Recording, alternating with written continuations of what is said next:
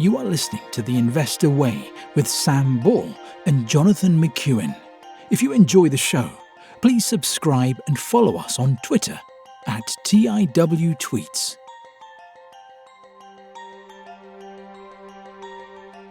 Hello, welcome to The Investor Way with me, Sam Ball. I'm joined today by our special guest, James, who's better known by his Twitter handle, Twenties Trader, or the Twenties Trader, if you subscribe to his newsletter. So in case anyone missed it, James was on a few weeks ago for an interview and, well, we kept talking. So we decided to split the interview into two parts. So this is the second part, which is about his portfolio that he runs. If you've not listened to the first part, I wouldn't say you need to, but I think it is worth listening to. And if you listen to this one and you like what James has to say, I would go back and listen to his previous episode. So James, thank you for coming back on the show. Thank you very much for having me, Sam. I'll caveat what you just said by I'm definitely the type of guy that likes to get straight to the portfolio stuff. So if that's what you go and choose to do, I won't make any judgments there. But yeah, great to be back, Sam. Great to be back. May as well do it at the start. If anyone wants to see what's in the portfolio and actually have a look through themselves, if they like what they've heard, where can they go and do that? So currently it's on my website behind a paywall. So you'd have to become a member of the Twenties Trader, and you can do that through becoming a member through my Patreon link, which is visible on my website. However, I do talk a lot about some of the stocks I own, and I do articles on my website about some of the stocks I own. So if I am talking about, a stock, let's say Strix Group, which I've covered on my website before, I will make it known at the bottom of the article as to whether I'm a holder or not of that stock. So if you really wanted to scrimp out and see my portfolio, you could probably wait and make note of some of the things that I write about. But if you want the full list, because there's quite a few names, you'd have to be part of the members area. So come and join and have a look and have a peel through. We'd love to have you on board. We were saying as well, we're going off your portfolio holdings as at 30th September. We're recording this on the 23rd of November, and then it's going to sit for a couple of weeks before it's released. The portfolio could well have changed, so I certainly wouldn't be taking any action based on what we're saying here. So if you do like what's in the portfolio, I would definitely suggest you actually go and pay for it rather than try and replicate it based on the glimpse of it you'll get from this podcast. You've run two different portfolios, both of which are on the website, a personal one and a family one. Can you talk about the difference between the two and why you decided to split them out like that? I think to really explain the difference between the two, it's kind of quite obvious in the fact of the name. So the personal one covers all of the portfolio holdings for myself, and I'm 25 years of age, so I come at investing from a little bit of a different standpoint to that of the family portfolio, which was originated from some family holdings that were put together and from the kind of track record that I was having with my own portfolio, we all thought it would be best if I was to manage it rather than leaving it to the hands of other people. So that kind of by nature has a bit more of a less risky sort of orientation towards stocks. So you'll see some differences in the number of holdings there because there's a larger capital value. So I have to kind of spread that capital across a bigger breadth of names, but also the actual names themselves. I'll include a lot more, consumer staples weighting, medical technology weighting, some of these weights that really kind of have a bit more robust characteristics than my own portfolio, which are more weighted towards faster growth companies that I'm kind of a lot more willing to take a risk on. And, I can sleep at night should they go down 50%, whereas when I'm managing for other people, I probably prefer to see less volatility. So when you talk about the family portfolio, would you be able to just tell us a bit about the demographics of the people who are in that portfolio and how they compare to you? So is it just parents, for example, or is it other family members? Yeah, so it basically originated from when my grandma passed away. So she had some equities that at the time, I think she had, we're talking quite large holdings in a very, very small number of consumer staples stocks. So I think she had Mondelez, Kraft, because they obviously spun off Dr. Pepper, Snapple, but she also had Carnival and BT and Barclays and a few kind of UK consumer businesses as well. So at that time, I just thought it'd be best to kind of start from scratch, sell all of the holdings and build a new all-defined portfolio for that. So I guess the kind of people involved in that at the moment would be my aunt and my mum are the owners of that portfolio. So I look after it on their behalf. It's basically people who are a generation older than you. Exactly. Yeah. So in terms of your own portfolio, then, what's your timeline for that? And does it differ? I'm presuming it does differ from the timeline for the other portfolio. Yeah, no, that's an interesting question, because I think, within the portfolio, they're held, it's held in two different sort of wrappers, should you say. So most of my portfolio is held in a stocks and shares ISA for the UK. And I know you've covered this before with a few different guests, so I won't go into that too much. But some of it's actually held in a lifetime ISA. So that lifetime ISA wrapper actually keeps you, involved in the stock market. So I think 60 is the earliest age you can tick it out. So actually within that personal portfolio, there's a little bit of kind of a difference between, there are some stocks that I kind of am forced to take a very, very long-term view on, because I've got them in that lifetime ISA wrapper where I think, I'm not really going to need or see this capital until I'm 60. So that really makes you kind of take a different perspective, doesn't it? Do you mind if I ask if you own a house? Yes, I do.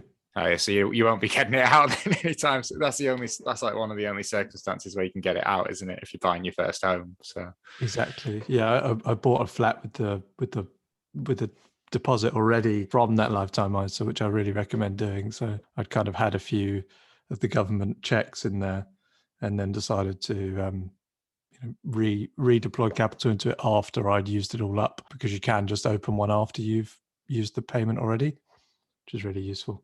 The fact of the other side of the portfolio being the stocks and shares ISA that I'm more kind of flexible with on timelines. do you ever have to draw from the stocks and shares ISA, or is that not something that's happened so far? I've done that on 2 occasions in the past, so not very often, and they weren't big lumps. I think one was to pay for a new mattress for my new house, and the other time was another sort of semi-discretionary purchase. But I wouldn't be drawing down to sort of do any non-discretionary spending. So yeah, I'd try to keep the money in. What about yourself, Sam? So I've got, well, similar to you, I've got an ISA and a lifetime ISA. So I don't own a property at the minute. When I originally set up the lifetime ISA, I was thinking, well, when I need to buy a house, I'll raid that for the deposit. It's probably at a point now where I don't want to do that. So I think when I do buy a house, well, it'll probably come from somewhere else. So I sold my Bitcoin a few months ago, and that's probably where it's going to come from now. Because I quite like the idea of it actually just being locked up and compounding until I'm 60. Because I'm 26, so I'm only a year older than you anyway. So yeah, so although it was meant to be for that, I've actually decided in the last few months I was just going to carry on letting it compound. So I sold the Bitcoin instead. Yeah, no, I think that's probably a good thing to do. At least, if you've got your cash. Whilst we're on the topic of lifetime ISAs, actually, I think there is a really interesting argument there for people who are interested in taking those wrappers out, because I didn't think of this when I first started doing it, but you really have to consider tax efficiency when you're taking out lifetime ISAs, because it might often be better for you just to stick your money in a workplace pension rather than taking your money out, through your work, and then obviously getting taxed on that money at a rate of 20% or higher. And then you obviously get the government reward, which is 25%. So I find it quite interesting, the concept that you could be better off by not taking that money out and putting it into that ISA and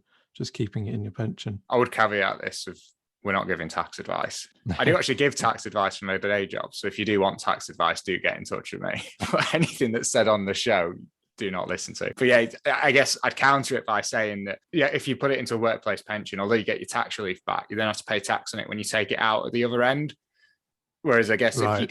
if you go into the LISA, although it's your income after tax, you then get the tax relief back through the government money.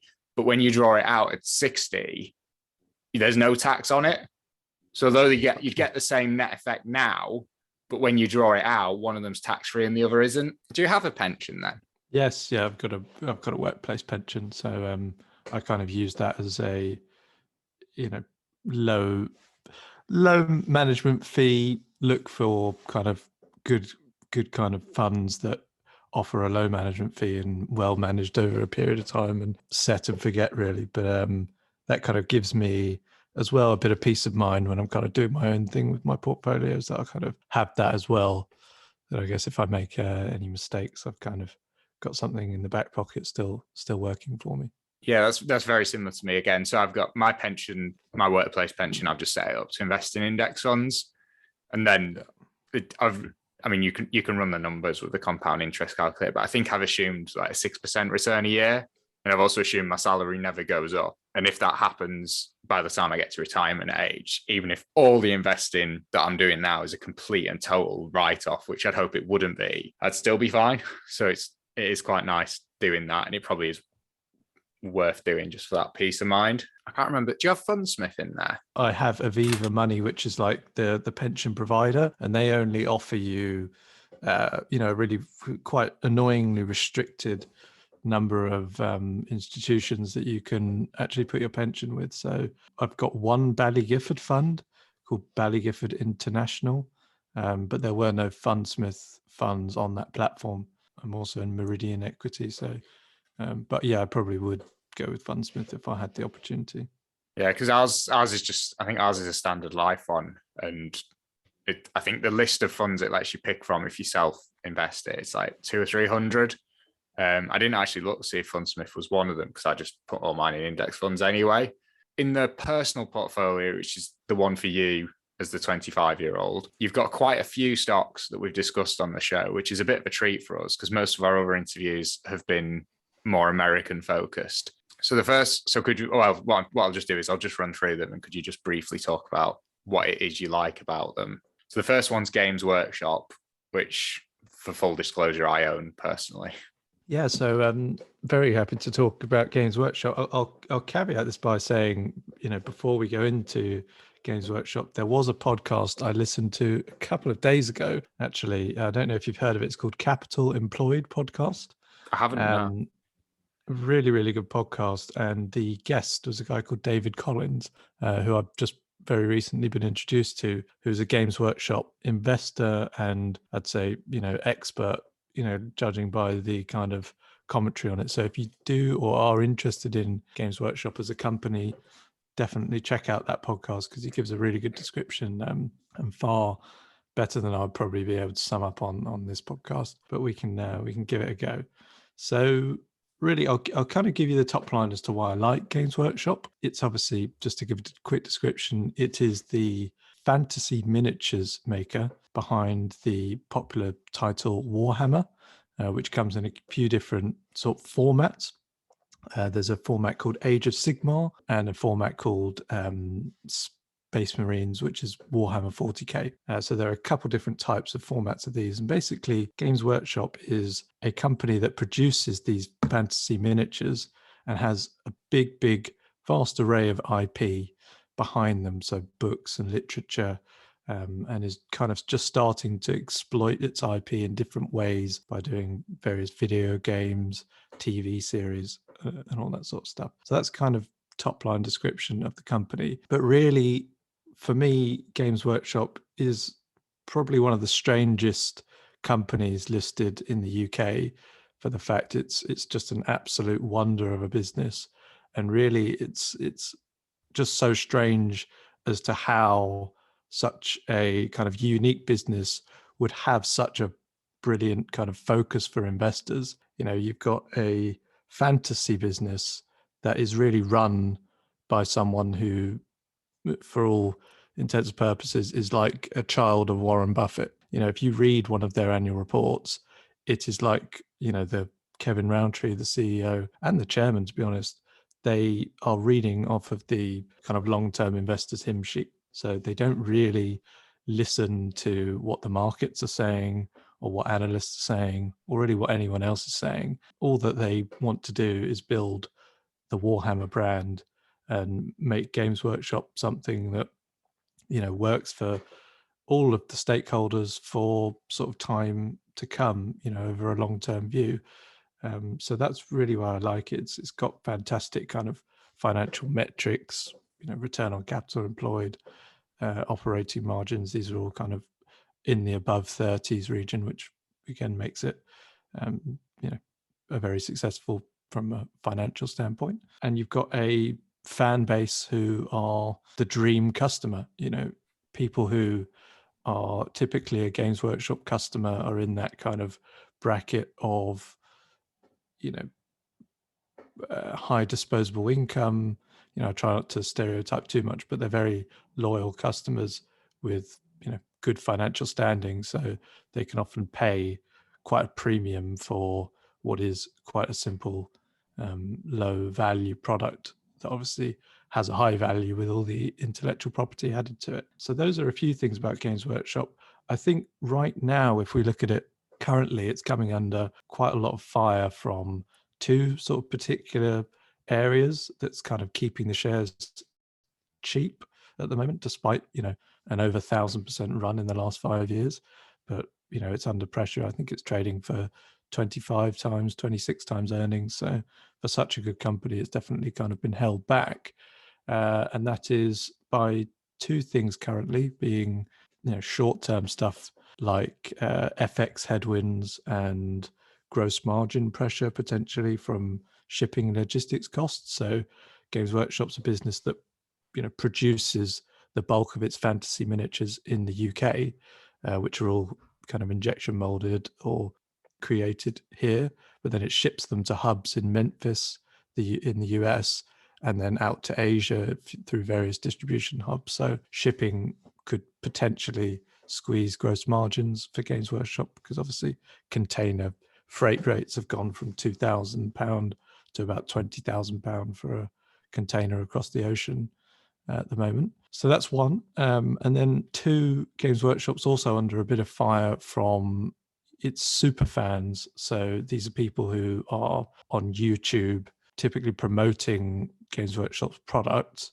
and Games Workshop have recently decided to limit their ability to, I guess, use Games Workshop's intellectual property for their own gain, and has kind of banned the use of Games Workshop, by these super fans in their kind of remit on whatever social media platforms that they have. So that's caused a bit of a backlash in the fan base, a boycott, running. I think Reddit had a boycott of 10,000 people sort of signing into this boycott and trying to boycott the product. So that's a really good story to run if you're a sell side researcher and you want to kind of take your price target down, or put some sell note out. So that's what I think Jeffries did a couple of weeks ago, and it's kind of really impacted the holding. So that's an interesting take on it. I think in terms of my view, you only have to look at some of the engagement from all of the fans across the fan base,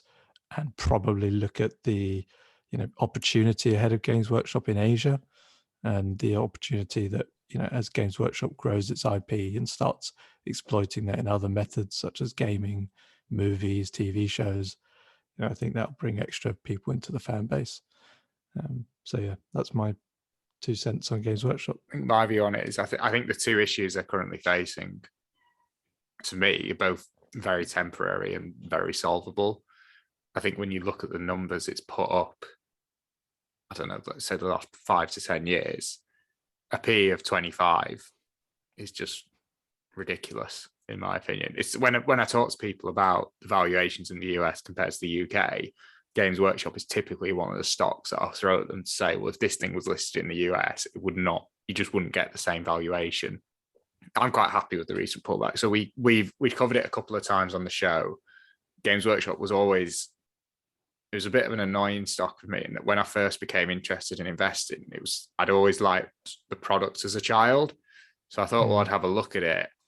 And at the time, I didn't really know how to analyze. It was probably like 2015, 2016. I didn't really know how to analyze a business properly or anything like that. And I think the share price had gone from like £5 to £15. So I was like, oh, well, I'll wait till it comes back down. And the next time I looked, I think it was about £30, £35. And then Then it was like £65 when I next looked, and I ended up buying it at about £100 or £120, and then it's pulled back a little bit. So now I've managed to get some more at 100. But yeah, it just bugs me because it's one of those. I think it's one of those businesses where even before I was like good at analyzing businesses properly, it was I should have been able to identify it. It's kind of like almost. I think if you take the Peter Lynch approach to investing, for me, Games Workshop is one of those businesses that I should have been able to identify. And if I hadn't got fixated on the share price, I could have bought it a lot cheaper than I eventually did. But on an actual valuation, I still think it's very, very reasonable at the minute. It's still very buyable. I think one thing that I've really kind of noticed is it's not got any credit for holding on to its lockdown gains. Like if you see a lot of the businesses that did really well in the lockdown and now are starting to come off the boil and are getting punished, we're seeing that. And it's almost, if this was something that just was really beneficial in the lockdown and then would start to taper off, I think we'd have seen that already.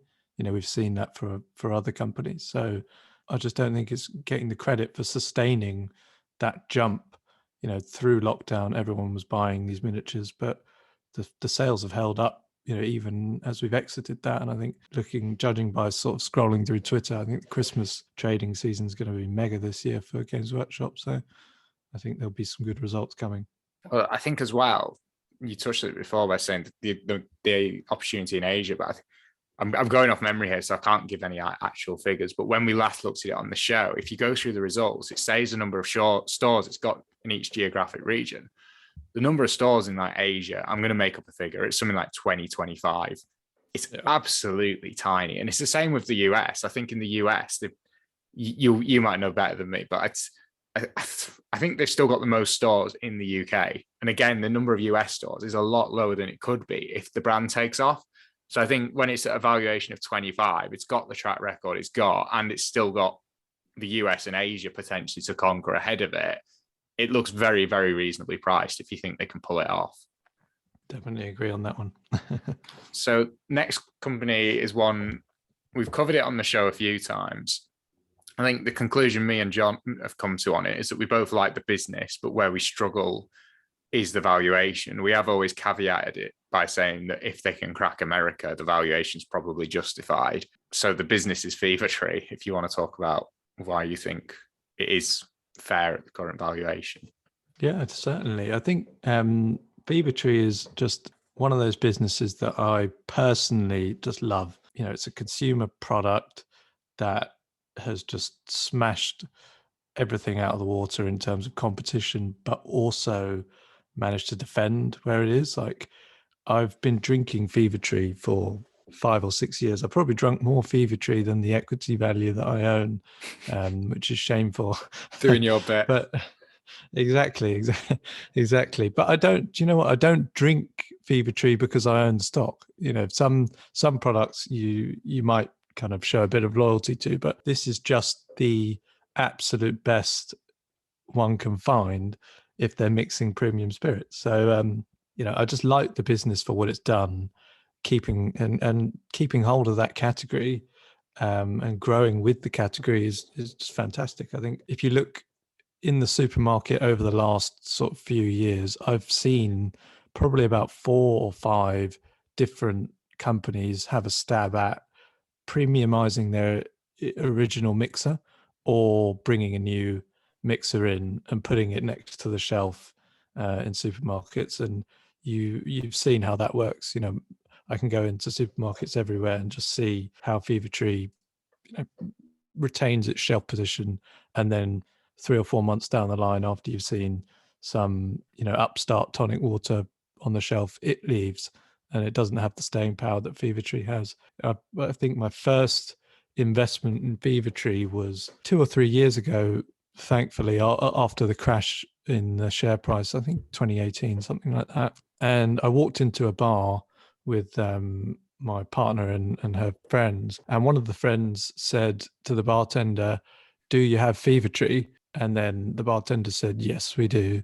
And then she said, "Okay, I'll have a gin and tonic." And that was the moment that you kind of stop and you go, okay, right. So this person literally will not order a gin and tonic unless the Fevertree is there. You know, if it's any other mixer, she's not having that drink. She'll drink a wine or, you know, or whatever else. So I think that really is the kind of the sign of how strong this brand is and how good that they've got the consumer proposition. So that's really kind of my first piece. The second piece is, as you said, America for Fevertree is just this phenomenal opportunity that I think that they've got a very, very high chance of cracking. And they are already kind of showing signs that they're growing quite significantly into it. And I think for anyone to understand the Fevertree American model best, I would go and look at Fevertree's most recent investor presentation. And you can see they do a chart to show you how much the US drinks in terms of premium spirits, and then how much the US drinks in terms of premium mixers. And, you know, where Fevertree had its original sort of business and the kind of concept came from was, why would you drink a £50 bottle of premium gin and then mix it with a £1 bottle of Schweppes when 3/4 of the drink you're drinking is the tonic water?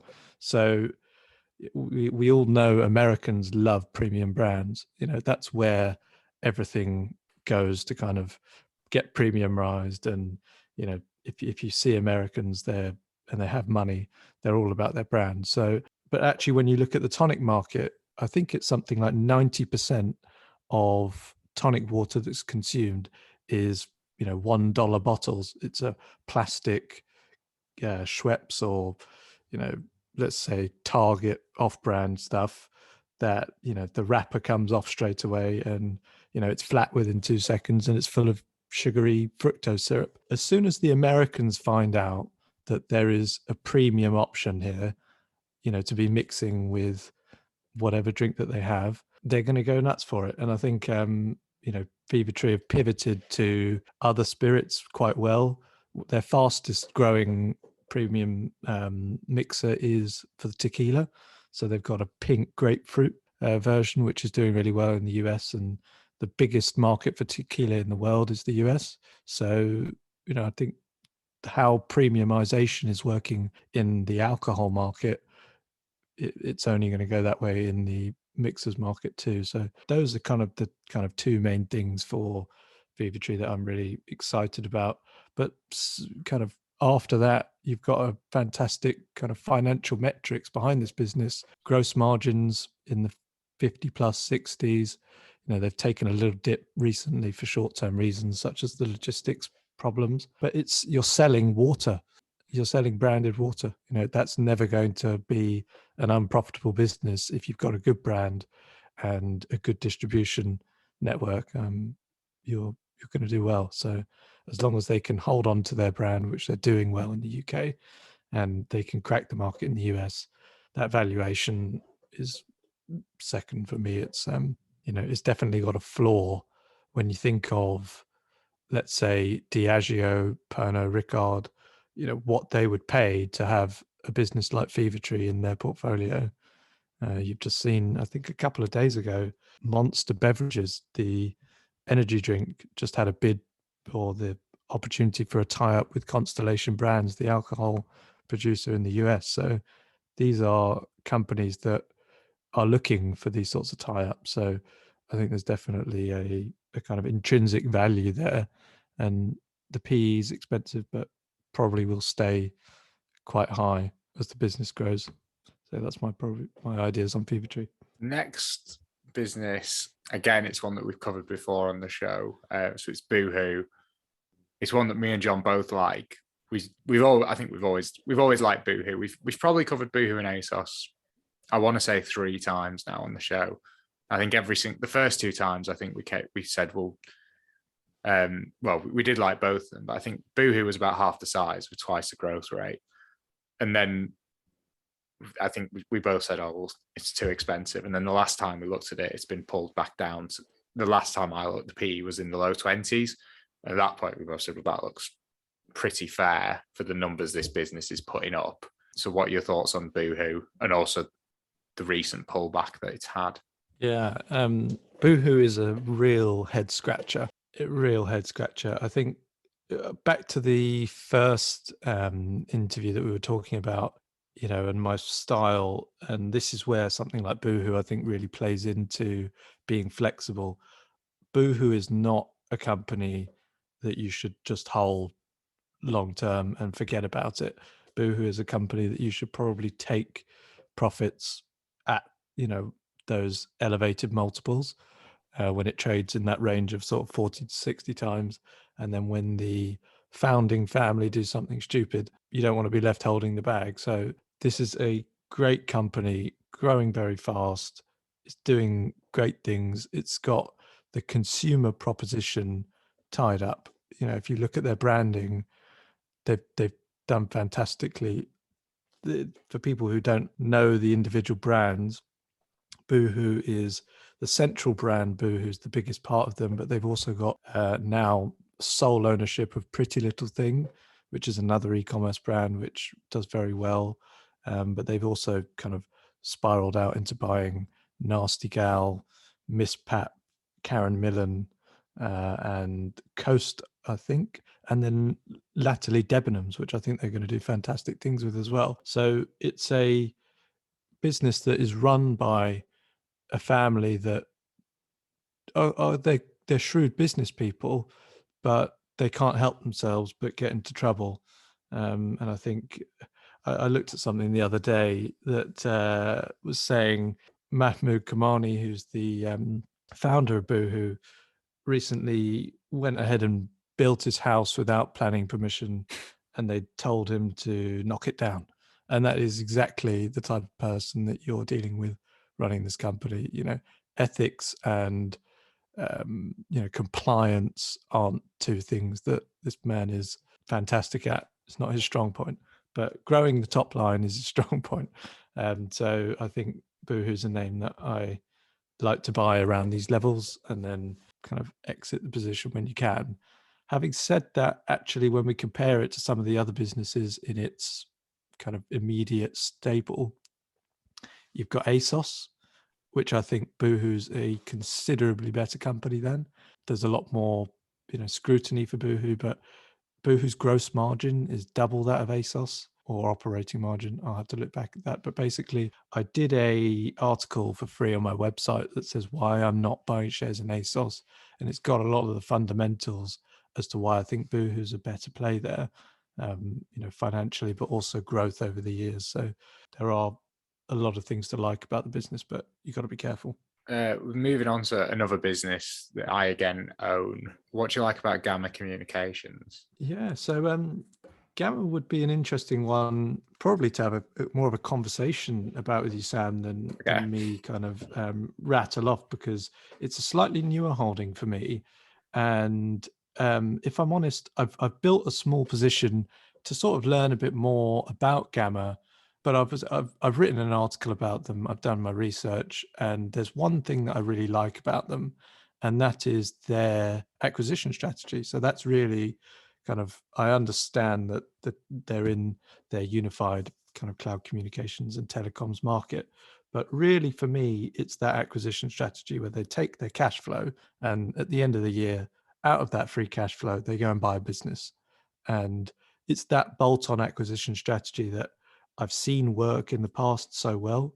And if they've got acquisition targets that they can continue to identify, this is a business that's growing top line, I think in the 20% plus range, fairly, good amount of recurring business going on.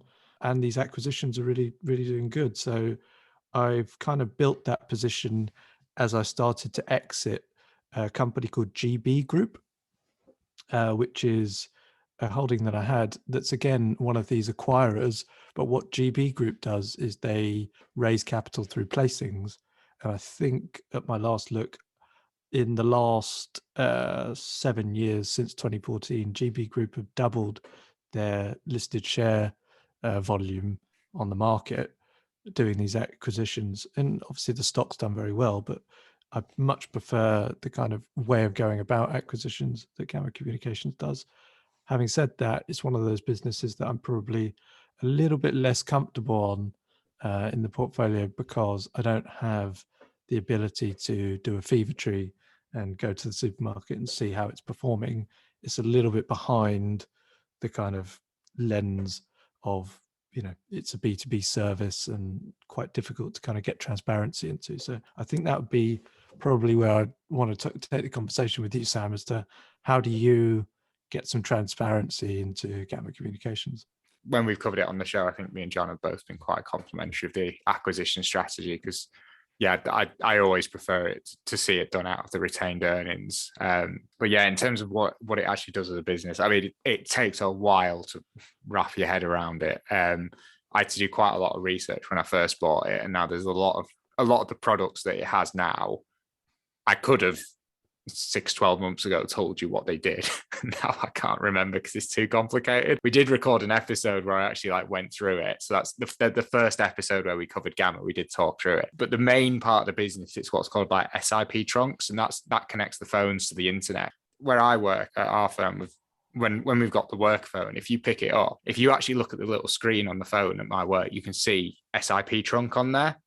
That's probably Gamma. And if it's not Gamma, it's a company like it. And that's what allows the phone to then connect to the internet. So I guess although it's in the background, and I don't know whether it would be Gamma or not, actually, but although it's in the background, if you actually start looking for it, you can start seeing the SIP trunk on phones. But yeah, in terms of the B2B, it is harder. It's just one of the things where I think when I actually go through and actually look through the different bits and I go through the reports, I can sort of visualize it. It takes me a while to wrap my head around, but I can get there. And then I guess for me as well, it's that when you actually look at it, and if you look at the current acquisitions they've had in Europe, if you actually look at what proportion of revenue they make up, they're still absolutely tiny. And the fact they're going and buying these out of retained earnings, I think if they can crack Europe, they've got a long, long way to go. And there's so many different niches that they're operating in the UK. Again, if they can do that to Europe, and then if they can cross-sell, I think it could go a lot further, actually. And it's still pretty cheap. It's actually pulled back a bit. I think probably since we last covered it on the show. I don't even know what the P is now. I'd guess about 25. I think it was about 30. So it's maybe 24, 25 now. But yeah, I don't know if I've really answered your question, but that's how I think. Yeah, no, you have. I think the main thing when you look at it on the London market, I think most people probably see telecoms and think, oh God, that's a declining business. Communications are changing, but this is actually a very niche operator that, yeah, it can still carve out those niches and grow within them. So, I think it's an undemanding valuation for the growth you're getting. Yeah, and what I did the first time I properly went through it, and I did it when we went through it on the show the first time, is when you're actually going through the report and it's going through the different niches. You can just read it and just, well, I'm not sure what that is, but if you actually go and find out what each of those things are, you might have to do quite a bit of looking because it's harder to get a decent explanation for some of them than others. But if you go through it piece by piece, you can then start to build a bit of a better understanding of how the business works. And then as well, it's quite helpful as well, because once you understand what the different things do, I mean, you might do the same thing as me, where 6 to 12 months, you've probably forgotten half of them, but you can start to see how all the different parts of the business link together as well, which I think is quite helpful for actually building that understanding of it. Yeah, the only reason I don't subscribe to Motley Fool is I don't like their way of the marketing. Their free content is absolutely terrible. Oh, it's completely checked. Yeah, it's completely different. I think anyone can basically start writing for the Motley Fool, and that is not the same. They've got it's poor, and as well, one issue I have with the Motley Fool, and a lot of people talk about it, is the marketing. A lot of the marketing, it's just spammy almost. It's like the most classic example of a Motley Fool is forget Bitcoin, I'd buy these 2 stocks instead. And it's it's that sort of stuff. But I'd say, I think the Motley Fool UK, when I was, it was 150 quid for a year. There are some good picks on there.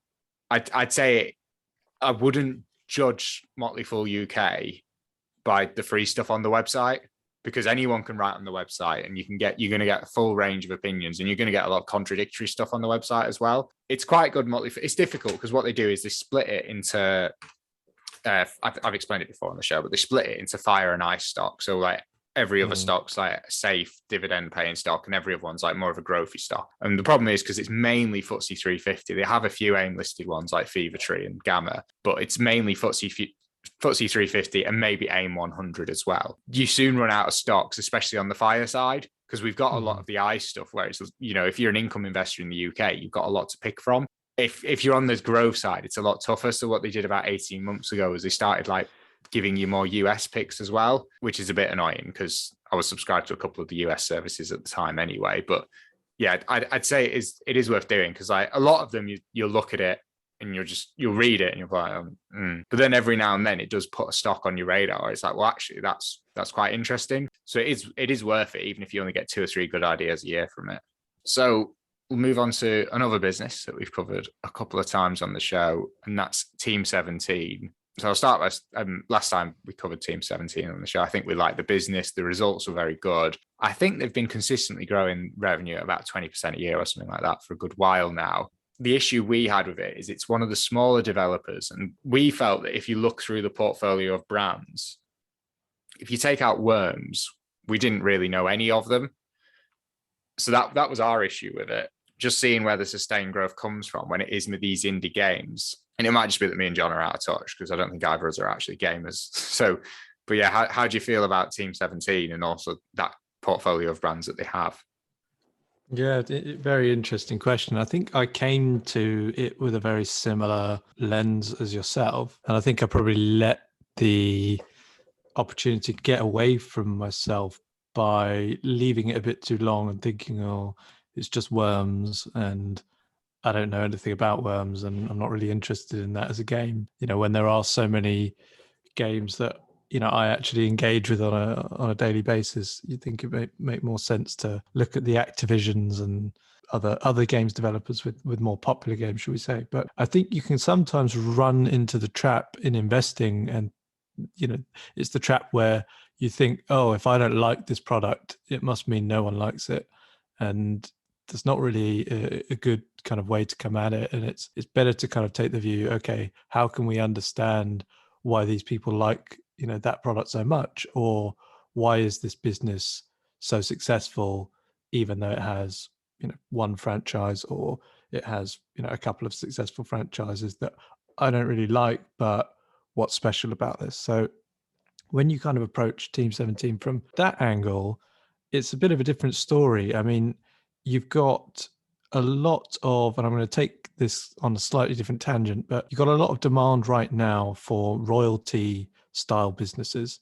So you're talking Hypnosis Songs Fund, Tencent Music. There's another private equity fund that does a lot of buying up music royalties.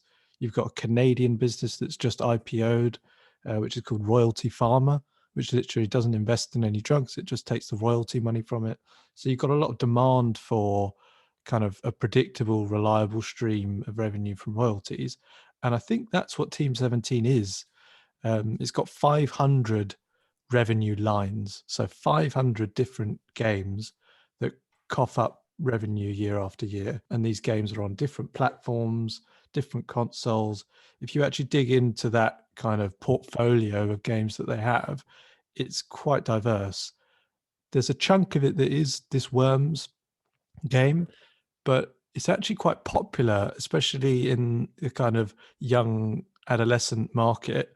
And it's one of those games that is kind of, it works well in sort of a team setting. It's also kind of easily downloaded and played. So it's something that also kind of caters very well to bolt on, purchases from a user perspective. You download the game for £6, buy 50p worth of this and that, and all that sort of stuff. So it works very well from that perspective. I came across Team 17 actually when I did a peer analysis, one of my newsletters for the British video games industry. So this was just after COVID, and I obviously was looking at all the success that the American businesses that I had, and then the amount of UK businesses that were being acquired. So Codemasters was recently acquired. That's a UK business. And then you had the other players such as Sumo Group, which was acquired after the newsletter. You've got Team 17 and you've got Keyword Studios, and you've got another one now called Tiny Build, which is also a UK games business. So there's only a few listed UK games businesses available. And really, when you run the financial metrics on Team 17, it's the best. It's got super high operating margins, which is one of the main things I look for. So above 30%. I think I'd need to go look at it, but 60% or 70% of revenue comes from the back catalog. So that catalog churns out cash every year, without you having to worry about it. And every year, Team 17 adds, say, 10, 20 titles to that catalog. So it's like a growing portfolio of assets that seems to not be getting old and diminishing in returns. It seems to have quite a nice revenue growth profile. So there are a few things in that kind of idea for Team 17. Also, a really big one, if you to actually look at all of the UK games companies, the majority of gaming companies, well, all of them, benefit from a tax exemption called video games relief tax. And I think it's something like 10 or 20% as a relief that gets given as a grant to these companies for the kind of the art that they're doing. They're part of the creative industry. So if you're to look through the accounts of most video gaming companies, they'll show that they benefit from video games relief tax. And so when I was doing this newsletter, as you're looking through various different companies, there are some companies in this cohort that report their profits and earnings with this video games relief tax included. So Sumo Group, for instance, and I'm not sure, but I think Keyword Studios does as well. So you've got some companies that report their profitability with this relief included. However, I know for sure Frontier Developments and Team 17 actually exclude that from their profit statements, and they're still more profitable. Sumo Group, when I looked at it, and I was a shareholder at one point, I sold after doing this newsletter because its financials are in terrible shape. And if you were to look at its profits, if it didn't have this relief tax, it was an unprofitable business. And so, you might think, okay, it did get taken over and there was a gain there, but really, they didn't really put up a fight to be taken over by Tencent. They were taken over pretty easily. And I don't think they were in anywhere near as good a shape as Team 17. So those are the kind of couple things that when you delve beneath the surface of Team 17, there are some really compelling attributes where you think, yeah, I really like that. The final piece is the CEO, which is a lady called Debbie Bestwick. And if you have a chance, there's a couple of YouTube videos where she explains her life and her career thus far. And just to kind of give you a brief description, she was one of the first employees at Team 17, and she led the business, was in various commercial roles throughout the business as it transformed, and then took the business through its IPO. And, if you actually look at the video gaming industry, it's a very highly male dominated industry. And this is a woman who's kind of really driven this business through, the whole cycle of Team 17, but also she's taken a lot of flack over the years and kind of come through quite a lot of challenges for it. And I think, by backing her, you're really investing in someone that is resilient and, a fantastic leader. So that's that kind of extra edge that kind of gives me confidence in Team 17 over some of the other businesses in that market.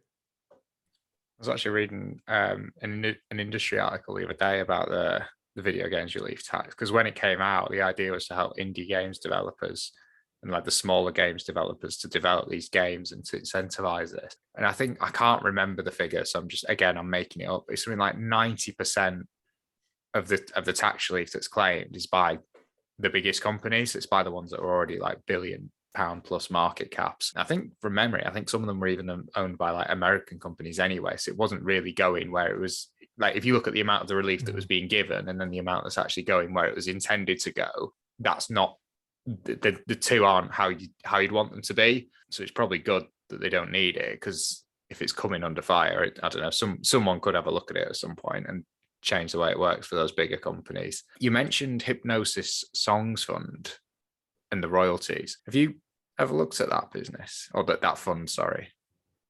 I have. There's a couple things actually that are real red flags with that company, and it's kind of made me not go any further, should we say. So I read some quite compelling stuff on the FT Alphaville, which is a really good resource that I use. So there's a writer on there called Jamie Powell, who's on Twitter as well. And he kind of alluded to the fact that what they were doing at Hypnosis was essentially they'd go out, and this is in simple terms, you have to read the article to really look into it, but they'd go out and buy, a catalog of songs for, say, 1 billion, and then, literally the next day it would appear on the balance sheet for 1.2, 1.3 billion. And that's because, anyone can value these things. It's art, right? So it's not really got a market listed value. And so legally, they can write up the values as much as they want. So I think that kind of creative accounting side of things. And then one day you might be holding the bag on a portfolio of music that really isn't worth, what they've chalked it up to be. And at the end of the day, your share price is based on the NAV, the net asset value. So I don't really want to rely on what the team think that they are. I really want to kind of think about the market value. So that really kind of put me off. And looking at the CEO and his past and things like that, I'm just not sure of it. So that kind of put me off the idea. Yeah, because we had a look at it, I don't know how long ago, like a month or two ago on the show. And like on the surface, we really like the idea of it, because obviously if you've got this music, if you've basically got a part of your portfolio where the income's coming from music royalties, it's probably an uncorrelated asset class, which by itself makes it very interesting compared to like normal equities or bonds or whatever else. Because if you can add an uncorrelated asset class it's got high returns or expected high returns, that obviously it boosts your portfolio returns or maintains them, but then also decreases the risk or volatility. So on the surface, we like the idea of it, but the problem we had with it was we just couldn't understand how anyone was supposed to be able to value it. And then the issue as well is obviously they've got the income from these royalties, but I mean, there's some songs where they're going to be played year after year after year, but there's others where you just don't know. So they had like quite a lot of Shakira songs. It's like how do you depreciate a Shakira song? Because does that how many people are going to be listening to Shakira songs in 20 years? It might be a lot. It might be hardly anyone. And that was the issue we had. We just didn't know how you were meant to value it. Who's doing those calculations as well?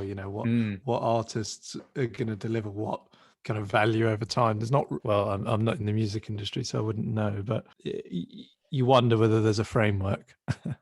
Yeah. It went in the too hard pile for us. It's probably going to stay there. So you've got JD Sports in the portfolio. We've looked at that on the show. It's a bit of I think it's fair to say it's a bit of a stock market darling in terms of the way it's performed in recent years. But we looked at it and we didn't really, and we only looked at it very briefly. We're talking like 20 minutes here, but we didn't really understand what it was that made it such a good business. So what do you think it is that makes it such a good business? Yeah, and not just another retailer. It's definitely not another retailer. This is one of my favorite businesses. It's my number one holding at the moment. So very, very, very big conviction play on JD Sports. I think, as you say, it's got some kind of areas to it that probably are a little bit uncovered by the market, and that's why it can kind of consistently deliver. And it's not really got that overvalued at any stage, really, including now, I'd suggest. But I'd say there are a couple of underlying principles to the footwear market that, the overall kind of JD proposition sits on. And then there are some separate pieces, that JD does within that really make JD special. So I'll kind of cover the underlying principles first. So really, if you to look at footwear, sneakers, trainers, in the Western world, I really think that today they probably are the number one status symbol that we have for young adults. What about NFTs? maybe for digitally savvy people or people on Twitter, but if you look at the everyday, people on the street, this is the number one thing. If you to cast your eye back to the 60s or the 70s, what were the status symbols that you had then? I'm not exactly sure, but it might have been like a Lambretta scooter, or you might have been dressing in a certain way, or smoking Marlboros or something like that. These days there's nothing in that kind of 100 to 300 pound kind of affordable status symbol that's really there other than a pair of trainers. And so you've got this kind of, they're always on show, and they're always a kind of a judge of what type of person you are as a youth. So if you go to school and it's one that allows you to turn up in whatever shoes you want, you can be judged in a social situation by what shoes you're wearing. It really is that kind of big. It's a massive deal. So I think that's the kind of pillar of what we're looking at, that essentially these days shoes are everything to a young person, or to most young people. The market for shoes is operated by 4 brands, 2 of which are the main ones, Nike and Adidas, and maybe 3 or 4 peripherals that either are owned by Nike and Adidas, like Converse or Reebok were, or you've got Puma and New Balance. So it's a very kind of tightly controlled market that has a couple of brands and compelling features for the overall market. When you actually look at JD as a business, I think most people just see it as the high street shop, in the UK, which there are some nice flagship stores, so Oxford Street or ones in London, but for most people, they'll probably go to like a mall outside of London and they'll see a kind of shop, and they'll probably not really understand what the kind of grab is with JD. But actually, if you look at their portfolio of retail fascias, they've got a brand called Size, which I don't know if you've been to. It's Size with a question mark on the end. And that's their edgy kind of urban brand, which has, lots of stores in London and trendy areas such as Paris, Hamburg, Amsterdam. And then they've got a bunch of European brands. So they've just acquired a store called Sneaker 10 in Greece. They've got Apotheke in Spain. So they've got a lot of European brands, and then they've done this acquisition in the US. So the biggest one was Finish Line, which is a leading apparel retailer in the US, which they're really converting into the JD fascias. And then they've got DTLR and Shoe Palace, which are 2 similar urban edgy retailers on each coast, so the East Coast and West Coast. When you actually look at those individual brands and the consumer proposition that JD has, it is the coolest sneaker retailer that there is. If you go into a store such as Size on Carnaby Street or in Camden or something like that, you will literally see people hanging out in the JD store. They won't even need to be purchasing shoes. People will congregate there for social events. They sometimes do DJs and things like that. So JD have created this cool aspect to their brand that brings people back. It's the place to be for getting your sneakers. And when sneakers are such a status symbol, JD wins by attracting you to them.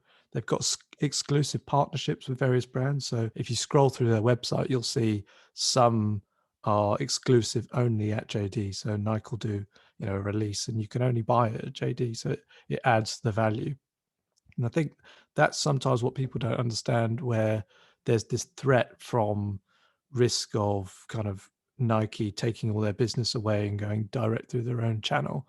But what people don't understand is actually through JD, Nike actually gets to uplift its brand. It gets to add value. If Nike is seen, its shoe on the kind of JD, let's say the New York Times Square shop, and Nike's got a shoe on a pedestal there, and it's a cool place to be, that adds value to Nike as a brand, and it adds value to that particular shoe. So I think that's why Nike and Adidas want to keep their brands with JD and outside of other retailers.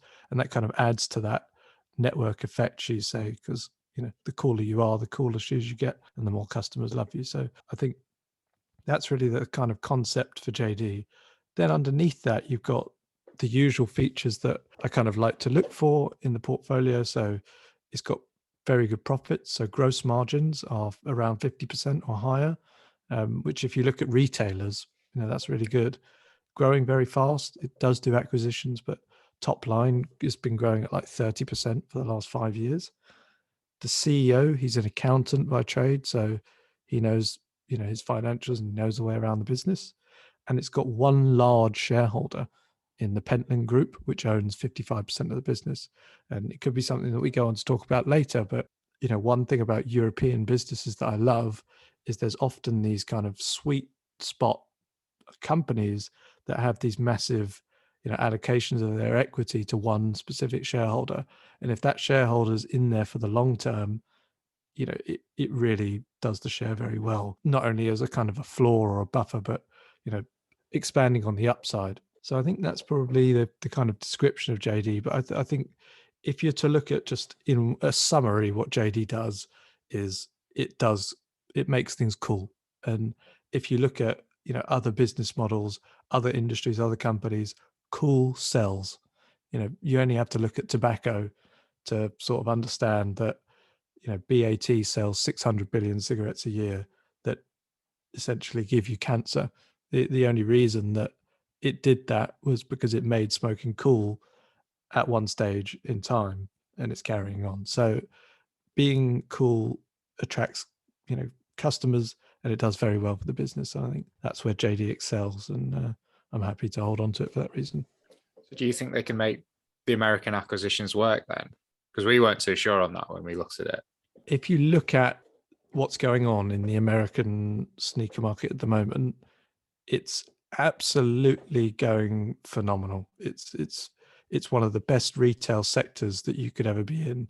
My favorite US pick, similarly, is a company called Dick's Sporting Goods. So I follow them a lot because there's not really that many comparables for JD. There's a company called Foot Locker that also sells in the US, but they've really not been very good.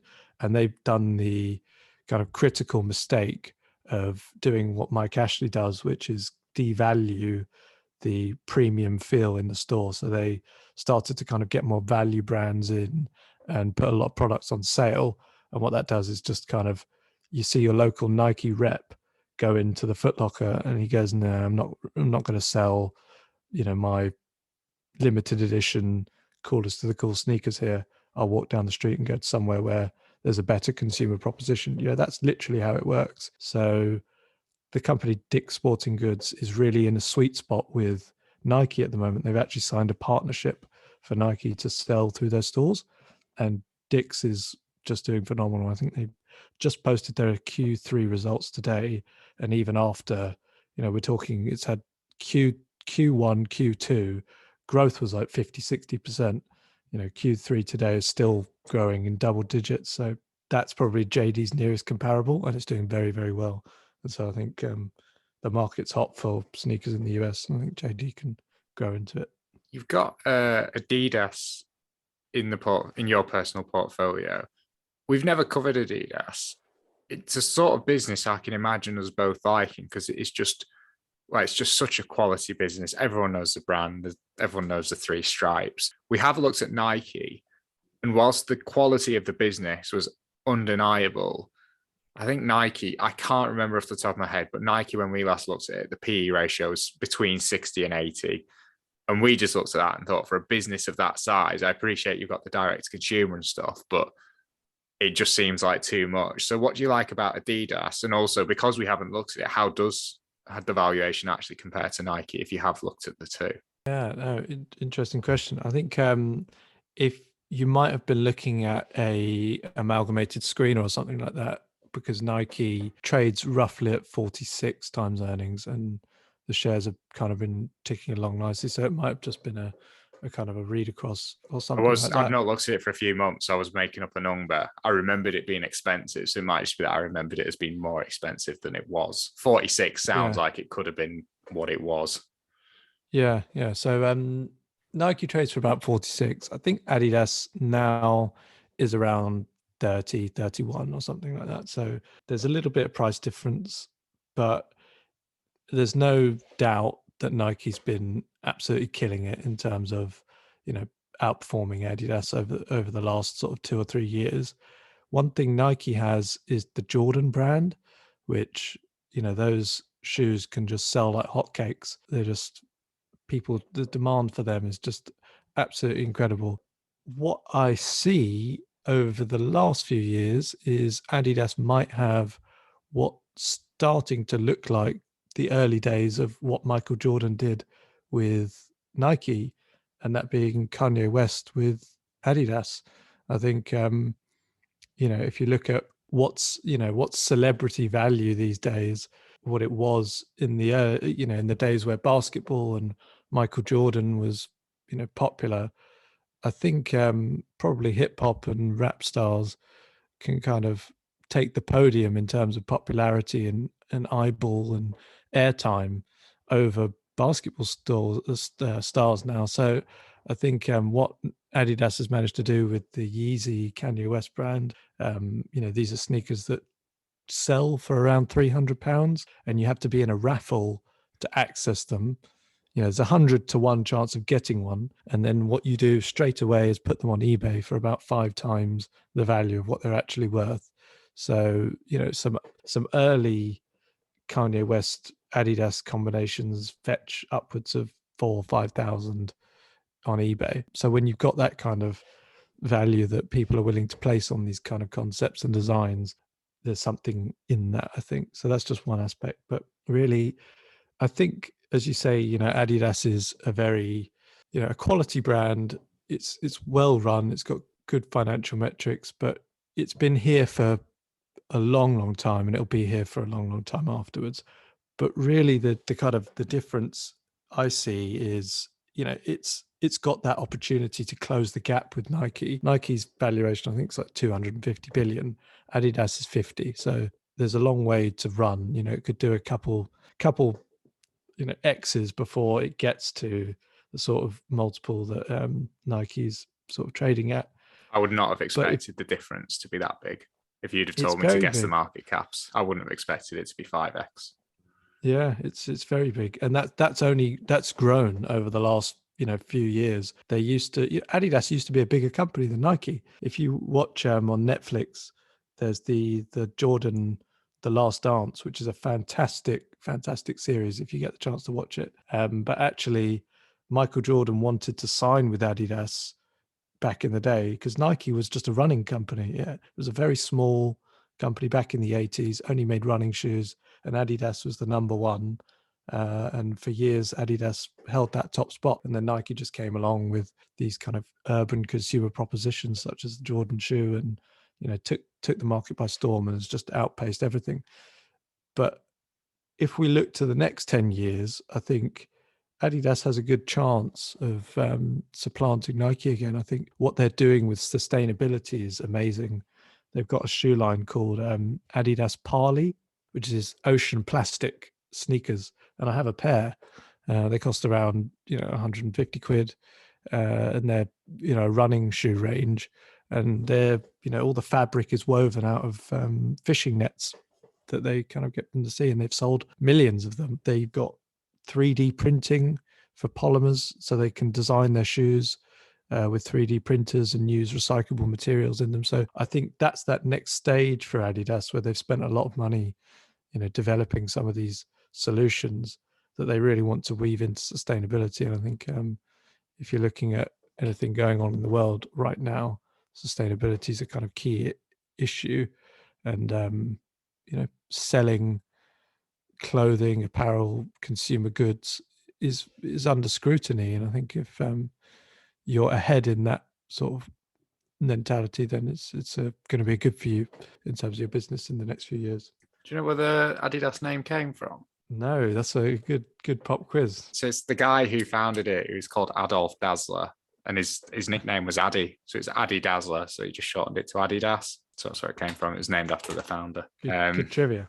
You don't get as many Adolfs these days. I don't know why. His brother actually, I think a lot of people know this, but his brother actually founded Puma.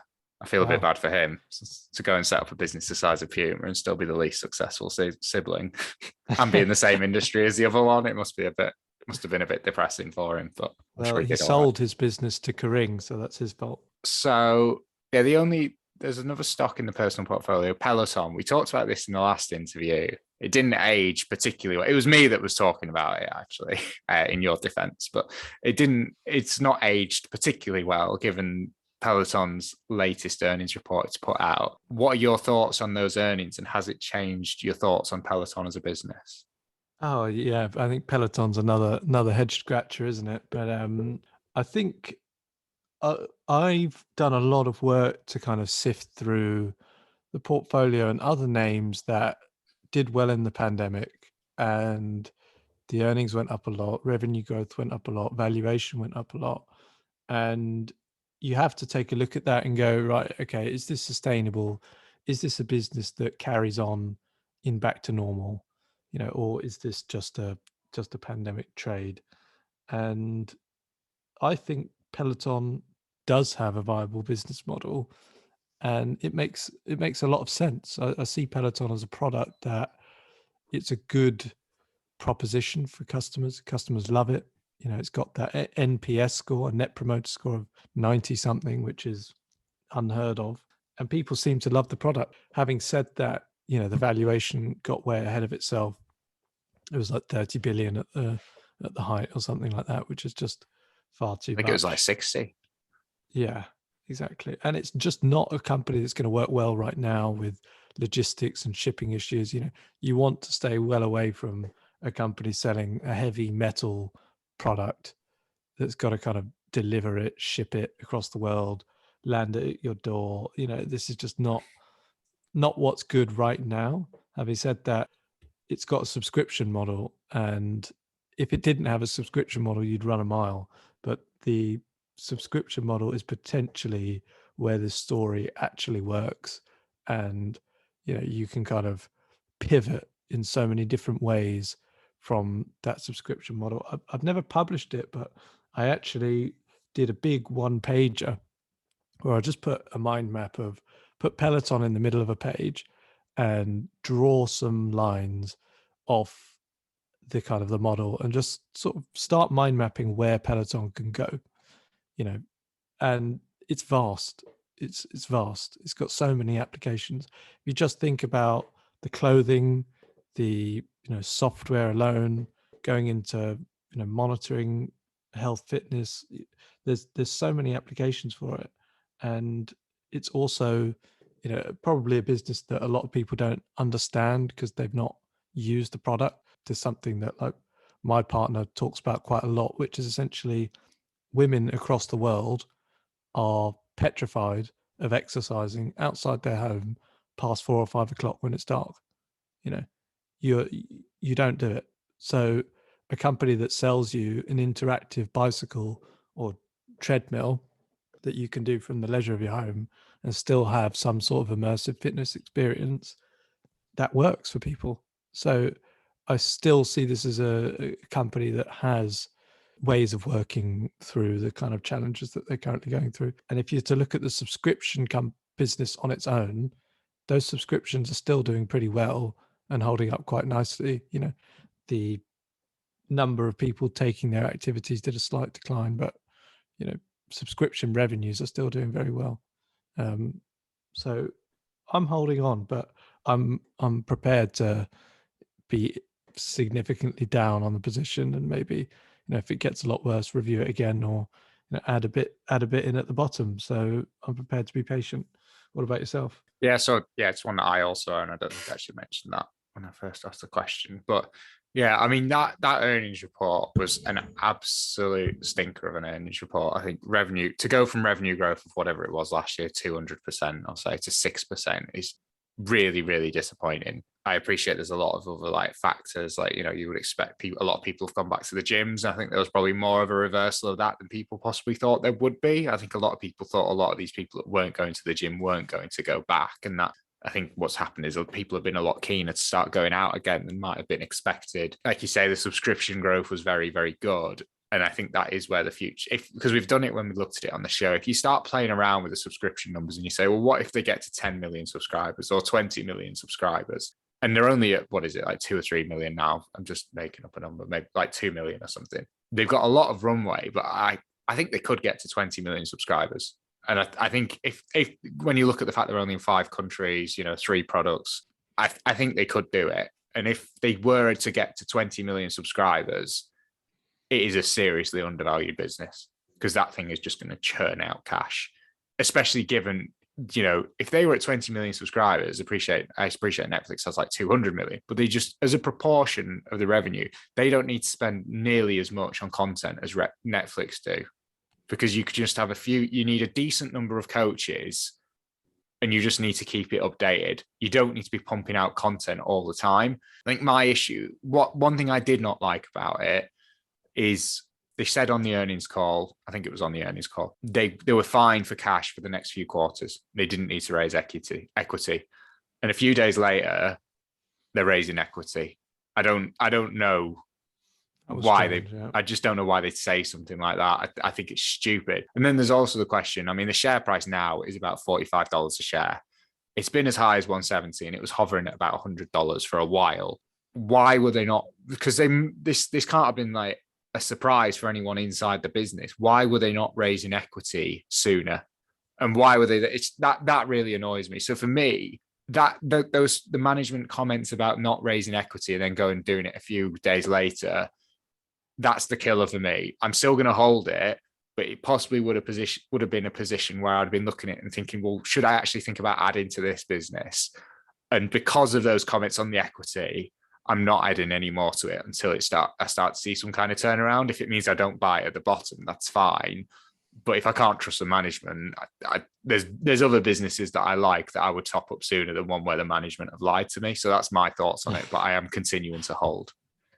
Yeah, no, I agree with you on that frame. I think I come from this situation from a privileged standpoint because it was only 1% of my personal portfolio before the drop and is now an even smaller percentage. So I'm kind of not too bothered. Yeah, it was about a 3% position for me. Yeah. So it's now about 1.5%. Yeah. So that's the beauty of allocation. But I think on your point about the management of lied, yeah, you can't. There's no way around that. But there is the Elon Musk sort of standpoint of, crazy doesn't always mean the stock is not destined to do well. But anyway, with the idea of Peloton, I think really it probably sits better as a kind of under the ownership of Netflix or some other network like that than as a standalone business. I think that's probably where it'll end up. There's only a few companies with the spare change to be able to buy it, though, I think. And when you look at companies it would fit into as well, you don't get that many that are left. I could see it fitting in with Apple pretty well, actually. I guess it's chump change for them. Yeah, no, agreed on that one. Have you ever looked at Hargreaves Lansdown as a business? Yes, I really like Hargreaves Lansdown as a business, actually. I think it's really good. There are a couple of things that have stopped me. I think a couple of short-term things where I've sort of looking at the latest sort of few reports, that was a business that did very well in lockdown. I think you can have a look at their investor presentation and they've got a slide that shows you trading volume on Hargreaves Lansdown and it correlates it to the COVID lockdowns. And you can see these insane spikes in trading volume around that sort of time. So, I knew that was a share that was going to run into some pressure when all of that kind of short-term stuff came to pass. But I do think it's a good quality business. There's one other thing that you've obviously got the CEO, Peter Hargreaves, who is relentlessly selling his holding down and has communicated that he still wants to, reduce his holding, as he should, because you shouldn't have millions and millions of pounds tied up in one business. And I think he figures that, seeing as he's no longer really part of the day-to-day operation. So you're up against that. And my view on insider selling is really, you buy for one reason, because you want to get rich, you want to make money. But insider selling, you could be selling for a million reasons. You could be selling to put a new pool in your backyard, or do an extension, or just diversify your income like a sensible person. So, that's my opinion on insider selling, but the market hates it, and every time Peter Hargreaves is going to sell another bunch of shares, the market's going to hate it. So I think it's just one that probably remains in the sin bin for a while. But I like the overall business. Yeah, because I was just thinking, looking at the other stocks you've got I think you've got some of the highest quality businesses listed in the UK, certainly in the FTSE 350 and AIM 100. So to me, I was just looking at it and thinking, well, really, I almost felt like, well, Hargreaves should be in there. In terms of like, if you actually go and look, it is a phenomenal business. I recorded an interview earlier this week with John Kingham, and we talked about Hargreaves Lansdown in that actually. So that'll be out around Christmas. But his thoughts on it were really interesting. So obviously Hargreaves at the minute, they've got about 1.6 million customers, which has doubled in the last 5 years. I think the second biggest is Interactive Investor with like 400,000, and then AJ Bell with like 250, 300,000. And you're sort of looking at it at this point and thinking, well, like most people in the UK aren't interested in investing. So how much bigger can it actually get? Because there is a ceiling at some point. And they're not really international either. But John Kingham made the really interesting argument that if you look at what they're doing now, they're really going for like cash ISAs and stuff like that. They've started the cash ISA and they're going for those markets. So he's saying what's really interesting is what they're probably going to do is they're going to go for the cash ISAs and they're going to go for it hard. And if you look at the success they've had with everything they've done so far, there's no reason to suggest they won't be successful. What they can do then is they've got all these people that they lure in with the cash ISAs, and then they start cross-selling all the other stuff and start trying to get them to open up an ISA or a LISA or whatever else, or stocks and shares ISA or a LISA or whatever else. And if you look at what that could do for the business, and again, this is a business that is, I mean, the stock's not really moved for like 5 years, but the business has improved massively. And I think it's at a PE in like the low 20s now. But yeah, I just think it's a very, very impressive business. And I think it's undervalued. Yeah, so it's probably one of my favorite holdings, actually. I guess the question is, how do you continue to compete with people who offer your service for free, in free trade or whoever else comes to market? Well, free's a bit misleading because you're the product at that point. Because although there's no visible fee, they're selling the order book, so they're still getting the money. And like, there's no reason why Hargreaves couldn't sell the order book if they wanted to. My view on this is, if you look at, as long as assets under management continues to increase, that business will do fine. Because I think at the minute, off the top of my head, I think assets under management for Hargreaves is about 130 billion and still growing very quickly. There's just not, even if trading fees come down to zero, which I don't think they will, but let's say they do, I mean, there's going to be lots of ways to monetize 130 billion of assets. They're going to be able to continue doing it. It might be slightly different ways than they're doing it now, but they're going to figure it out. They're a business that have figured it out in the past. What I would say as well, and this is something I talked about with John Kingham, was they're a business that I say talked about with John Kingham. A lot of it was him saying it, and I'm just regurgitating what he said before. And this is actually going to be released before his episode. So most of these are actually John Kingham's comments, and he articulates them a lot better than me. So do listen to that episode when it comes out around Christmas if you do like what I'm saying. But yeah, if you look at the makeup of the Hargreaves Lansdown customers, they are typically older customers with much larger portfolio values, whereas the free trade customers, they're people in the teens, the 20s, where they've just started with a few grand, and they're buying the meme stocks, and that's not what Hargreaves Lansdown are going for. They want everyone, but realistically, if you're the 50-year-old partner in a law firm that's got £1 million in a Hargreaves Lansdown portfolio, are you going to move it over to free trade to save a £10 fee? The answer is probably it's a bit of a red herring, really, because if you look at the people that they're making the money from, the people on free trade is a completely different demographic. And ideally, Hargreaves could go for that demographic as well. But the people that they're actually making the money from aren't going to be moving over to free trade anyway, I think. And even if the fees did come down to zero, I think there's going to be other ways to monetize the assets under management. So those are my thoughts on it. Yeah, I think you're probably right. I think, I use them myself. So I think when I actually look at their platform, I have heard they've kind of had customer service troubles in the past, but I actually do really like their customer service and their platform. If you put a call through to them, they're picking up the phone straight away, and there's lots of information and a pretty broad selection on there. So I like being with them. So I guess that's a plus point too. Yeah, the people I've spoken to quite a few people about them, and usually the feedback about the service is very positive. I mean, I was setting up a portfolio for one person, or I was helping to put someone set up a portfolio back in April, and this was just before the end of the tax year. They wanted to open up a SIP and they wanted to get the money in before the end of the tax year so they could do another round of it on 6 April. They left it quite late. We went to set up the portfolio and we actually set it up on a Saturday, and they were having problems. They were an older person. I think they were about 60. And they weren't able to do it online. So we had to ring them up because there was some sort of problem with it. And I just thought, bloody hell, like it's near the end of the tax year. It's a Saturday and we're ringing with this issue. We're going to be on hold for like an hour or something. Within like 5 minutes, the issue was sorted. And that was just, I mean, I was very impressed with that. And I've spoken to a few other people where like they've always been quite good with stuff. Like I moved some funds over from Halifax to Hargreaves about a year ago. And it's just little things like just emailing them to get them to update. Because what I'd had to do was I'd move something from outside of an ISA into an ISA, and I had to update. And what happens is you can't transfer stocks into an ISA. So I had to move the cash into the ISA and buy it back.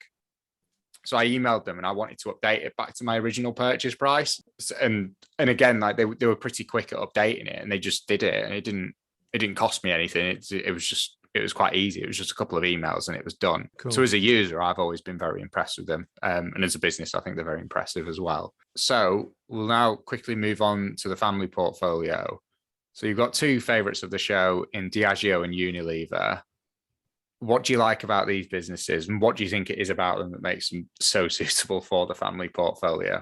Yeah, they're just sleep at night companies, aren't they? They're the types of companies that if you see down sort of 20%, 25%, you do not care at all because they've got such a track record, the stable of brands, reliable growth. I think in the case of Unilever, there's a few things that people have got so focused on technology-based growth companies that they've ignored the kind of compounding prospects of a giant like Unilever. And I think people have also overblown the idea of not buying brands and switching to cheaper non-branded alternatives that you might be able to do that in the Western world, but where Unilever sells most of its products are in emerging markets, and the whole point of a brand is trust. And I think that's something that if you look around the UK, there's a pretty good level of trust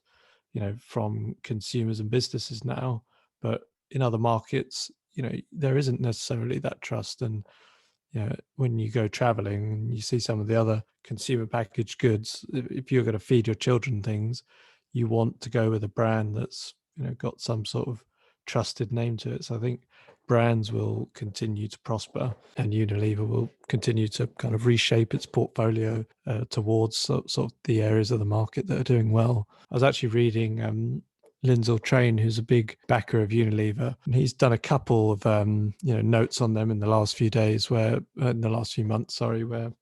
he sort of looks at the Unilever equity value in its Indian subsidiary, which has just been going up and up and up on the stock market, and is now valued at something like 60-70 billion pounds versus Unilever's own market cap of 111 billion.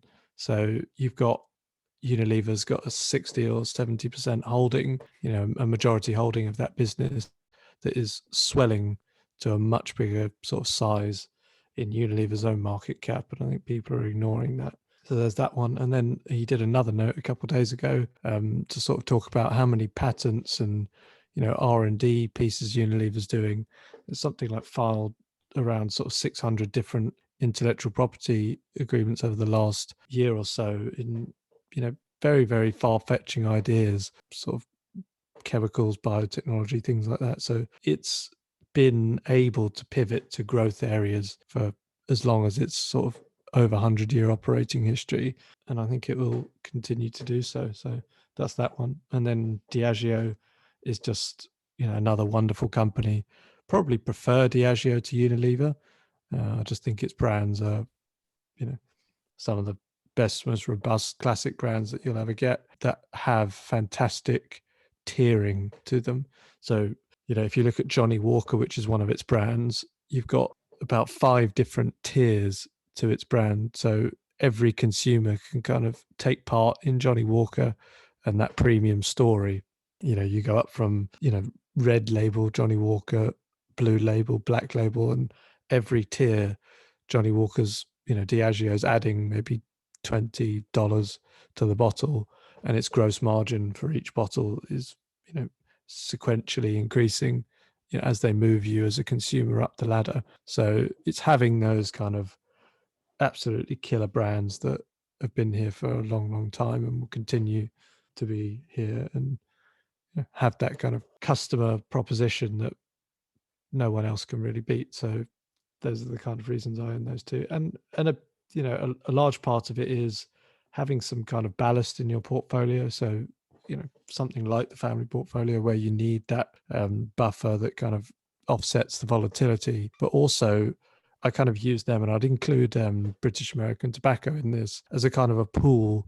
It's probably all of the staple stocks are probably 15-20% of the portfolio. I can kind of dig into that if I need some cash because, a technology stock has dropped or something like that. So if I see like Adobe Systems has gone down 30-40%, I'll raid a bit of the consumer staples pot and add to some of the other holdings, and then kind of rotate it back when I feel like things are getting out of hand. How do you feel about the valuations between the two? Because you say you prefer Diageo, but you have to pay up a bit more for Diageo. I've not looked at it for a few months, but I think the P last time I looked at it was about 25 compared to about 17, 18 for Unilever. I think it really comes in the form that Diageo's story isn't complicated. We expect Diageo to grow for the next 50 years, almost, year on year through kind of economic cycles, as these brands kind of grow in popularity and as it uses its free cash flow to buy brands.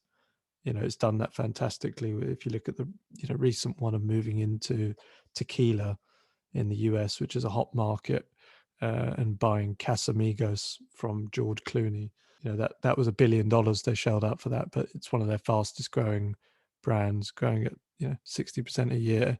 So they've managed to do that, but there's tailwinds for Diageo and just not a very complicated story. So you've got premiumization, which is everyone wants to trade up, and as they become more successful as a person, you want to buy better things, and premiumization caters to that, and that's where Diageo comes in. So I see that as very uncomplicated.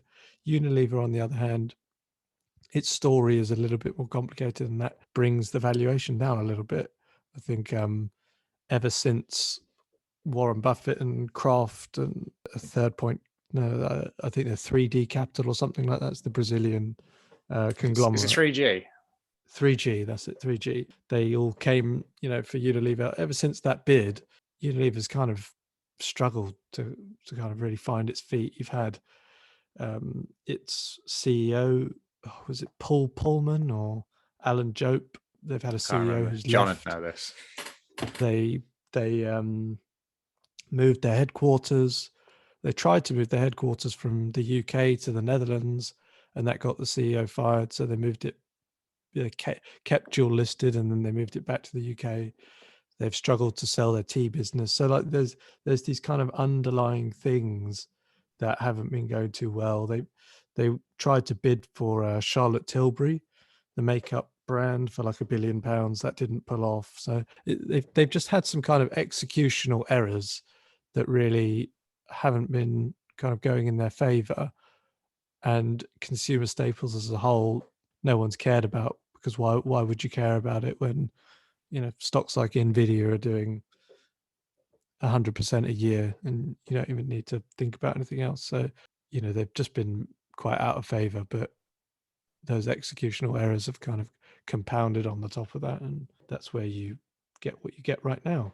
But I think it's probably got some room to run, and it's a good enough quality business to kind of turn prospects around over the long term. Got London Stock Exchange in the family portfolio. We looked at this, it was a while ago now. We liked the business. I thought it was actually a surprisingly complicated business to understand, actually. But we did like the business. It was a sort of business that I'd normally be attracted to. But I just thought it was at quite a high PE. And I think the growth rate, from what I remember, was quite low. And I've not looked at it for a few months, but I want to say a figure of like high single digits, but probably lower than I'd have expected for that kind of PE. So what do you like about it, and how do you feel about the valuation and the growth prospects going forward? Yeah, it's LSE is an interesting one. It's one that if you sort of would ask me 2-3 years ago, that was when LSE was sort of firing on all cylinders, and it had done 400% in, say, a 5-year period up until sort of 2018 or something like that. So it was a kind of a real, I don't know what you called JD earlier, darling of the market. Yeah. So it really was darling, but I think it's kind of it's digesting its kind of gains, and it's obviously done a big acquisition in Refinitiv, so it's in a bit of a holding pattern as it digests that at the moment. But really, why I like LSE is it's one of the oldest businesses in the UK. Its core business, the London Stock Exchange, that's a business that's been around forever, and it's a monopoly. If you want to trade shares in the UK and you want to list, you have to go through them. And arguably, they've suffered at the kind of plight of businesses going and flocking towards listing in the US. And that's a kind of network effect that only gets stronger and they've got to compete with. But I think LSE have really tried their best to pivot into other areas. And that's why their acquisition has come on. But if you break LSE down, as you sort of said, it's got quite a complex myriad of businesses, from its exchanges, clearing houses, data providers. It's got a broad sort of spectrum of businesses that really kind of, they're in the similar things, but they are, a little bit fragmented. But having said that, one of the real things that I'm compelled by the story of LSE, if you're to look at the last 20 years, pretty much everyone in the industry has tried to buy it. And that says something. If you look at every kind of exchange or bourse, so you've got Deutsche Börse, you've got Hong Kong Exchange, you've got the NASDAQ, you've got Intercontinental Exchange, CME Group. They've all, at some point in history, had a bid for LSE. So they all think it's, a good company. And I think if you're to look at the one of the newspapers, I think the Times did an article of all of the bids that have come in for LSE in such a short period of time. And it's just like what one company was to pay 2 years before tripled. Deutsche Börse was prepared to pay 3 billion, and then in comes CME Group with a 9 billion offer 2 years down the line. And then, fast forward to 2019 and you've got Hong Kong Exchange offering 35 billion for the company. This was a very, very, very attractive crown jewel of the market for the reasons that I've said earlier. And its growth was very good at some time. So it's obviously done this pivot towards Refinitiv, which I think I was unsure of to start with. The market really liked it. I think on the day LSE popped by around 20%, their share price went up on the deal. So the market really liked it at the start. Then it had some kind of digestion issues, and people were saying that they overpaid for Refinitiv. I think they paid around 27 billion for Refinitiv, which was a spin-off of Thomson Reuters, and Thomson Reuters sold it for a lot less than that, shall we say, around 18 billion, only a year before. So I think people were kind of questioning the valuation LSE paid for it. But on a multiple basis, Refinitiv, within some of the peers in the US, like FactSet or other data providers, actually what LSE ended up paying for it wasn't really that much out of line on a EBITDA or sales basis. So I think the deal was fine, but it's where the deal really changed the game for LSE in taking it away from a more volatile trading and clearing business into data and subscriptions, and an arm that really can kind of take them to the next level. Where their sole competitor is Bloomberg, that people are quite upset at the amount of money they had to pay to subscribe to a Bloomberg terminal.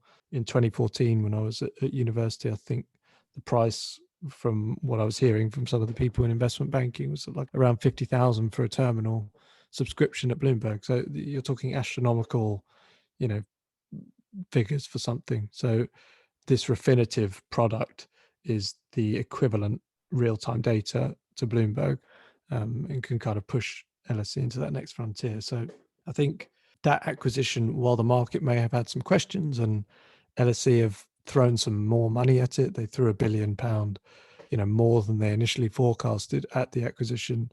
And it's going to take a bit of time for the merger to really kind of run and to get the synergies and to get the kind of engine turning and the growth going.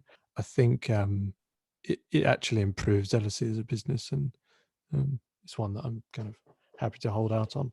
And it's a favorite in the UK of a lot of the kind of quality fund managers. If you look at Lindsell Train, I think it's his number one holding. So it's got conviction from people who are very close to it. One of its divisions, TradeWeb, LSE, it's a bit like the Unilever, Hindustan Unilever situation. LSE owns a majority 55% share in TradeWeb, which is listed for 22 billion on the NASDAQ. So I think for exchange's sake, it's around 10 billion of equity value off of, LSE's current market cap, which I'm not sure, but it's probably around the 20 billion, 25 billion mark. So again, you've got a sum of parts valuation there that is quite attractive. I'll do one final one and then I'll let you get on with what's left of your evening. Darktrace, not a company I know anything about. It's on my list of companies to have a look at because I think a listener messaged us a while ago asking if we could cover it. I've seen a few articles about it saying it's a hot British growth stock, and I know that it listed fairly recently, and I think it went bananas since listing.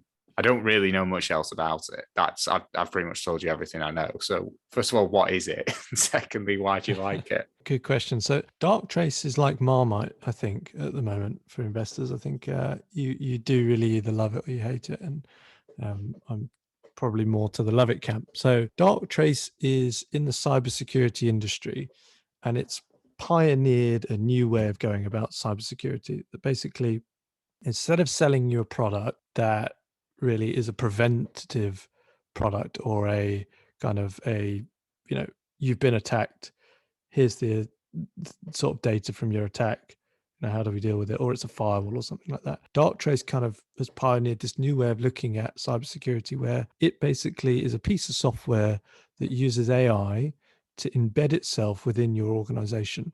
And then it starts to learn all of the normal behaviors that your company and your people within your company do on a daily basis. So it will be part of your sort of workings of day-to-day business. So it'll learn what the procedures, the processes are, what files are being opened, what's going on this daily basis. So it builds what it calls an immune system. And so this immune system's kind of constantly working, constantly learning and building its understanding and repertoire of what's going on. And then the day that potentially something does happen, it can kind of witness that that's happening in real time, provide an alert to the control center to be neutralized. And so this has happened on, quite a substantial amount of occasions where Darktrace will literally recognize someone has infiltrated the system within a couple of seconds of them kind of infiltrating that system, and it's alerted and allowed the security people to be shut down. So there's a famous example of this, and I'll probably misquote the actual location that it was done, but it was somewhere in Asia, and I don't know whether it was something to do with like a sporting event or something like that, but basically they, an organization had their immune system running with Darktrace, and not a cyber hacker, a physical intruder came into the building and into some of the, laptop hardware and plugged in a device. They call it Raspberry Pi, but I don't know what the hell what that means. But plugging in some sort of infiltrating device that would take stuff off the system, and Darktrace noticed that, figured out that that was not a normal process, alerted them. The guy got caught and off, confiscated, and he got taken off site. So that's a kind of a bit about Darktrace. So it's pioneered this new way of going about cybersecurity that no one else is in or is really doing to sort the scale and speed that Darktrace is doing. So that's the kind of first piece. But also, they operate within this cybersecurity market, which, if you look at what some of the US cybersecurity companies are doing in terms of growth and share price and all this sort of stuff, some of the US security companies are trading at 45 times sales and have done, incredible share price gains over the last few years. Their equivalents, let's call them Zscaler or, CrowdStrike or something like that. I know Darktrace isn't at that scale yet, but they're, $50 billion, $100 billion companies. Darktrace is $3 billion.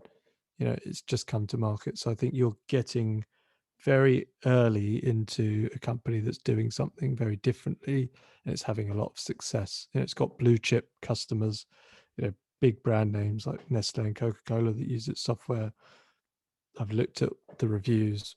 You can go on Gartner and analyze what people think of them, and people sort of have real life experiences of this technology working. So that's the kind of bull side. They've got fantastic gross margins. We're talking like 80, 90%, good client retention rates of like 97%. So it looks as though this is a compelling piece of software that people are kind of sticking to once they get it. But what I do hear from some of the people in that market is it's expensive.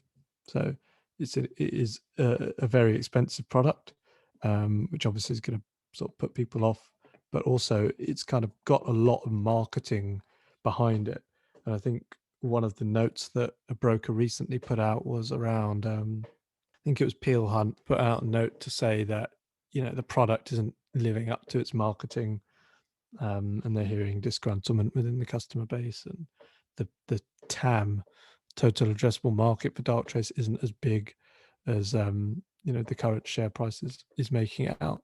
But I'd probably look at that with a bit of pinch of salt and kind of look at it from a reference point of what's going on in the US, and understanding that this is the sort of company that if it cracks this new pioneering way, it doesn't just have to stay in AI preventative cybersecurity. It can pivot into various different areas with its technology, which will add to the total addressable market. Yeah, so I think that's probably the outline of Darktrace. Are there any kind of things I can clear up with that? It's just what's the valuation like for it then? Does it have earnings or is it price to sales?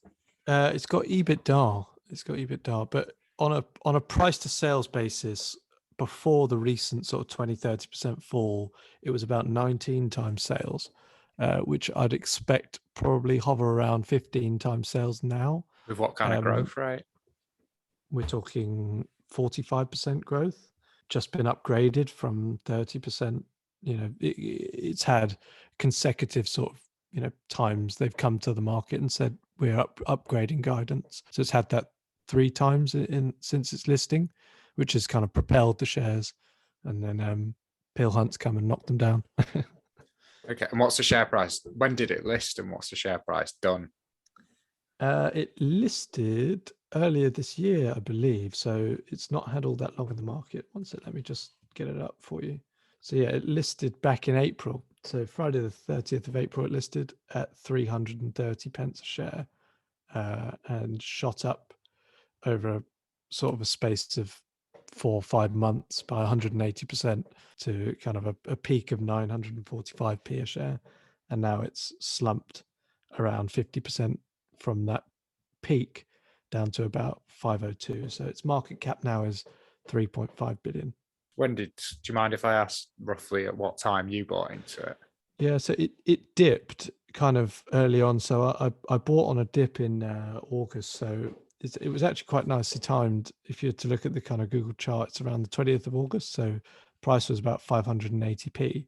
So I enjoyed a nice sort of 60% rise pretty quickly, which has evaporated as I've kind of held on to it and topped up at various points. So my holding's now down around sort of 15-20%, but it's probably one that I'll be adding to, if there's kind of a bit more bit more weakness ahead, maybe. The one caveat with Darktrace is it has its founder, and I think he's a non-executive director. It's a guy called Mike, and he is essentially, I think he owns 16% of the business, but he's wrapped up in a fraud case at the moment in the US. So he was involved in kind of the sale of HP, and there's a fraud case, ongoing, which he contests, obviously. So he's battling extradition to the US as we speak. So I think people are thinking he might need to sell a bit of Darktrace to help himself out on the legal battles. So that could provide a bit of pressure. Well, that brings us to the end of the questions. As we touched on in the first interview, there's a decent number. There's a lot of stocks in both the portfolios. So there's a lot of stocks we didn't cover. Like we said, these are the holdings as at 30 September. So some of these stocks may actually be gone. There may be new ones in. So yeah, so for one last time, for anyone that's made it through the 3.5, 4 hours of interviews that we've done together, where can people go to learn more about you? Go to my website. It's probably best, the20strader.com. Or if you want to catch me on Twitter, my handle is Twenties Trader. So you can find me there. I'm sure looking through Sam's followers, you'll probably find me as well. So yeah, you are a good follow, actually. I would recommend you. Thank you. No, well, thank you very much for having me on, Sam. Thank you for coming back. I'd have you on again, actually. Anytime. So yeah, thank you very much for listening, and we'll see everyone next week.